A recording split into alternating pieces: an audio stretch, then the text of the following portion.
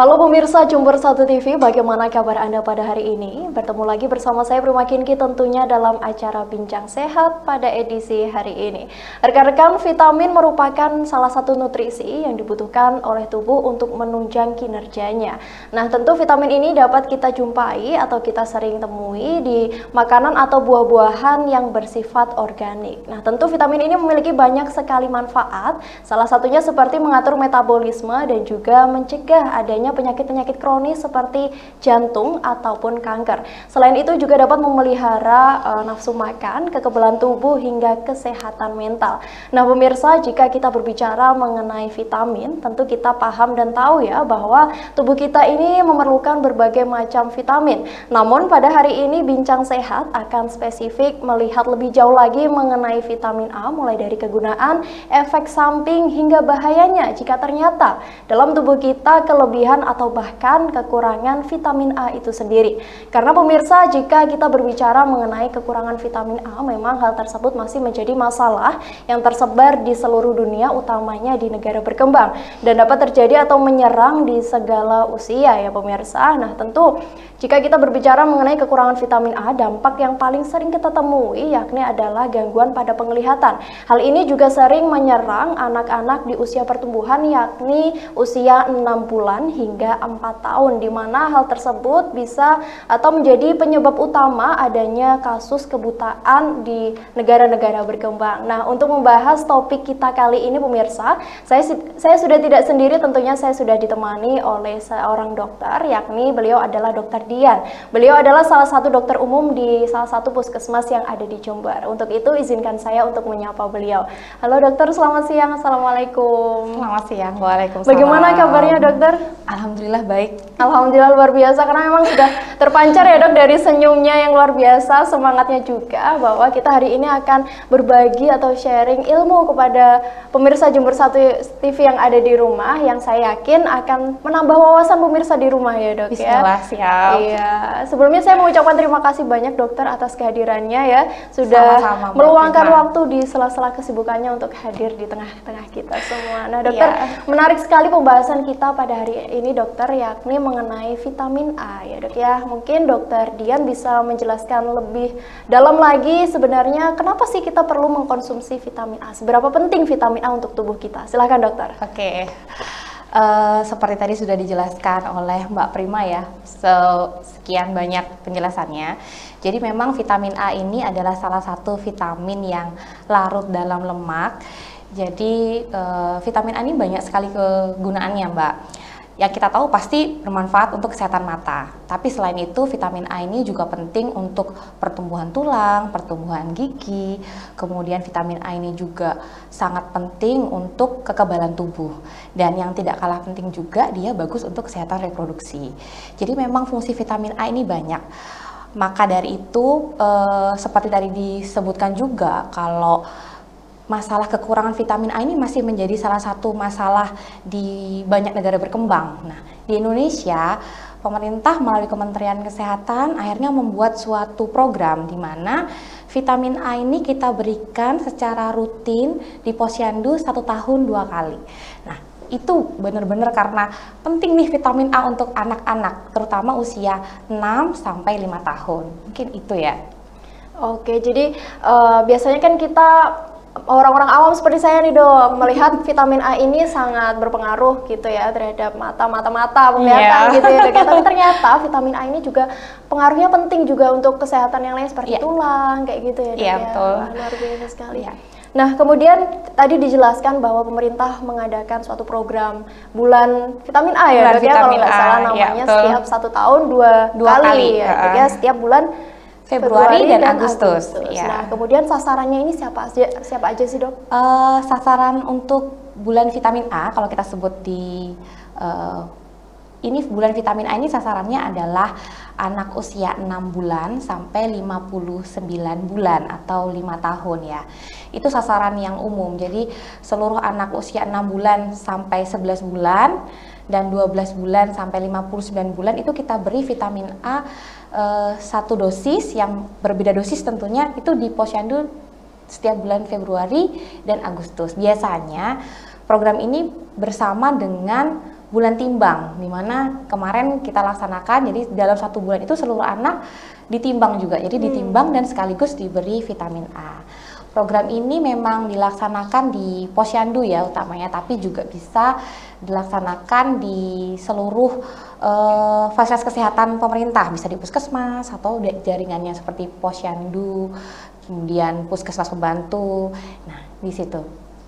Oke dok. Nah kemudian jika kita melihat bahwa 1 tahun 2 kali diberi dosis vitamin A, apakah dosis ini yang seperti apa gitu dok? Apakah sama seperti vitamin harian yang mungkin bisa kita konsumsi sendiri atau berbeda dok? Oke, jadi vitamin A yang diberikan di Posyandu dalam bulan vitamin A ini memang berbeda. Jadi untuk anak usia 6 sampai 11 bulan kita berikan 1 kapsul, biasanya warnanya biru.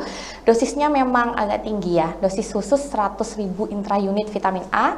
Kemudian untuk anak usia 12 sampai 59 bulan itu kita berikan 1 kapsul merah yang dosisnya 200.000 intraunit.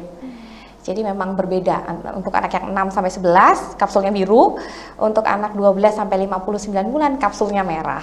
Oke. Nah, itu memang dosis khusus yang diberikan di bulan vitamin A. Oke, kayak gitu dok. Nah kemudian jika sudah diberi dosis khusus ini tadi ya dok ya, apakah di hariannya itu perlu menambah dosis lagi vitamin A kita konsumsi sendiri atau cukup hanya itu saja dokter? Atau hanya dari makanan-makanan aja mungkin dok? Kalau untuk dosis harian vitamin A untuk anak nih ya, yang tadi sudah dikasih vitamin A di Posyandu, itu nggak perlu untuk tambahan vitamin A sendiri. Jadi cukup dengan konsumsi hariannya saja. Jadi kalau misalnya masih ASI ya tetap diberi ASI. Kalau misalnya dia dapat MPASI juga diberikan makanan-makanan yang mengandung vitamin A seperti banyak ya, contohnya kalau kita tahu pasti wortel. Ya dok ya, yang sering jadi kita tahu. Kita penuhin aja dari konsumsi hariannya dia. Jadi banyak makanan-makanan yang mengandung vitamin A juga kan selain wortel ya.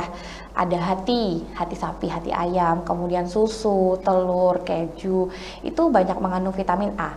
Ada lagi mungkin yang banyak dikenal yaitu minyak ikan, itu juga banyak vitamin A. Jadi dengan konsumsi harian itu sudah cukup. Dengan dia diberikan vitamin A 2 kali dalam 1 tahun, kemudian konsumsi hariannya cukup, insya Allah cukup. Jadi nggak perlu suplementasi tambahan. Oke, nggak perlu suplementasi tambahan ya dok? Ya, kalau tapi udah 2 tahun tuh dalam 1 tahun udah dikasih 2 kali ya? Iya, oke. Siap dokter. Nah kemudian tujuannya pemerintah sendiri itu apa sih dok sebenarnya untuk memberikan bulan vitamin A itu tadi? Sebenarnya tujuannya ya seperti yang kita sampaikan tadi, kalau misalnya mencegah terjadinya penyakit mata, jadi mencegah kebutaan gitu ya pada anak. Dan memang karena fungsi vitamin A ini banyak untuk kekebalan tubuh. Kenapa diberikan secara serentak ya? Pemerintah ingin memastikan bahwa adanya pemerataan vitamin A untuk anak-anak Indonesia gitu ya. Jangan sampai nih anak-anak Indonesia kekurangan vitamin A gitu, mengingat pentingnya vitamin A terutama untuk daya tahan tubuh kan. Anak-anak ini masih dalam masa berkembang, dia perlu ke daya tahan tubuh. Kalau anak sehat otomatis jadi pintar gitu kan. Jadi diberikan serentak untuk memastikan bahwa seluruh anak Indonesia dapat vitamin A yang cukup. Oke, nah dok, tadi kan kita menyinggung sasaran siapa aja sih yang harus diberikan vitamin A ini pada bulan vitamin A gitu. Dok. Apakah hanya anak-anak saja dok yang harus kita berikan vitamin A itu tadi dok?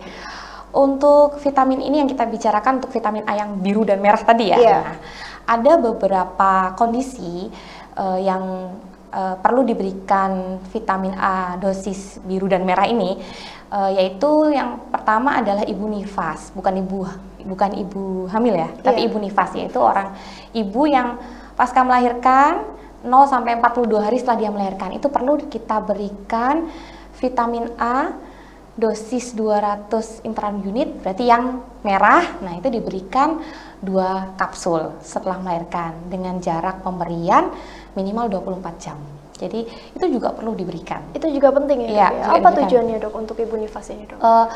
Untuk ibu nifas kita lebih fokus mencegah terjadinya anemia pada ibu nifas, dan vitamin A ini kan juga bagus untuk mempercepat pertumbuhan sel juga ya, jadi untuk mempercepat penyembuhan dan mengurangi terjadinya anemia pada ibu nifas. Oke, berarti banyak sekali ya. Banyak sekali fungsinya vitamin A. Vitamin A ini nggak hanya untuk penglihatan tentunya ya dok ya. Nah, luar biasa nih dok. Mungkin pemirsa pengen tahu nih, kan mereka kan mungkin ini aku harus makan apa nih dok? Dok. Mungkin dari mana aja nih dok asupan vitamin A yang baik untuk tubuh? Vitamin A ini termasuk mikronutrien ya. Jadi sebenarnya banyak kita dapatkan dari makanan sehari-hari. Seperti tadi disampaikan, kalau yang gampang kalau kita zaman sekolah itu, oh pokoknya yang warnanya merah gitu ya. Wortel. Ini wortel, pasti wortel.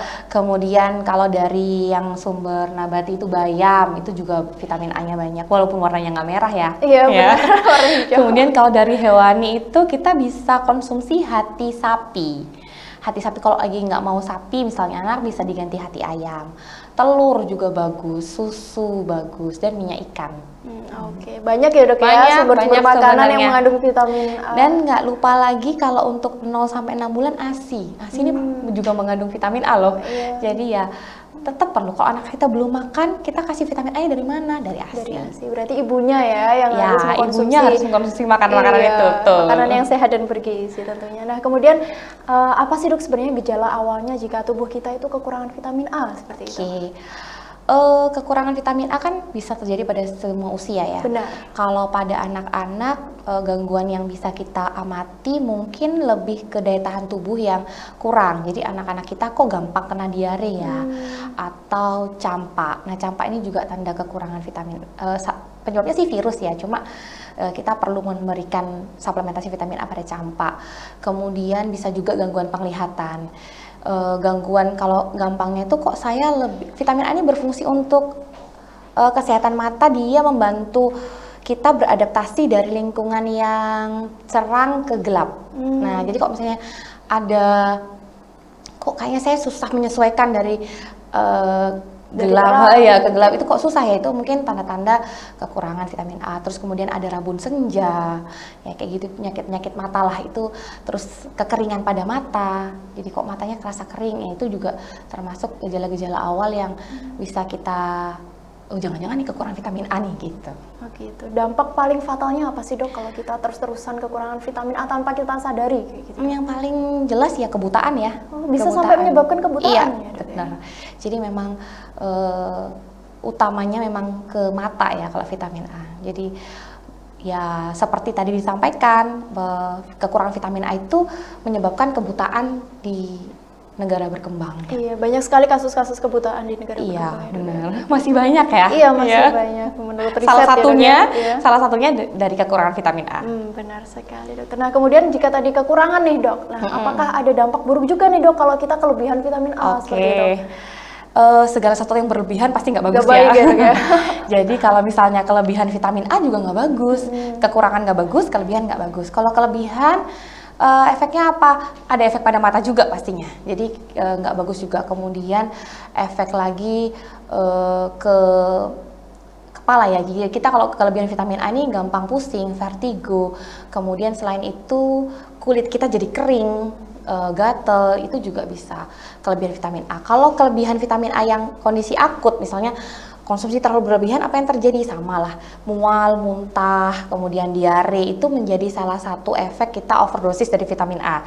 Jadi nggak bisa karena vitamin A ini penting, terus oh ini penting nih kita konsumsinya banyak-banyak biar sehat gitu, nggak juga. Segala sesuatu yang berlebihan itu nggak bagus juga. Walaupun vitamin. Ya. Jadi semua harus pas takarannya gitu ya dok, ya luar biasa. Nah kemudian dok, saya juga pernah membaca ada beberapa kondisi yang tidak bisa menerima vitamin A, mungkin dikarenakan alergi atau apa. Nah itu gimana dok itu dok? Oke, kalau kita bicara tentang alergi, kita harus menentukan benar-benar alergi vitamin A atau enggak nih ya. Jadi kalau misalnya alergi itu harus nggak bisa ini aku alergi ini, itu nggak bisa. Jadi ada tesnya, benar-benar dites benar-benar dia alergi vitamin A atau tidak. Nah kalau misalnya memang jarang ya saya jumpai kalau dia itu alergi vitamin A, tapi kalau memang dia alergi dengan vitamin A yang nggak bisa kita berikan suplementasi itu gitu, mungkin kita bisa ganti dengan yang lain gitu.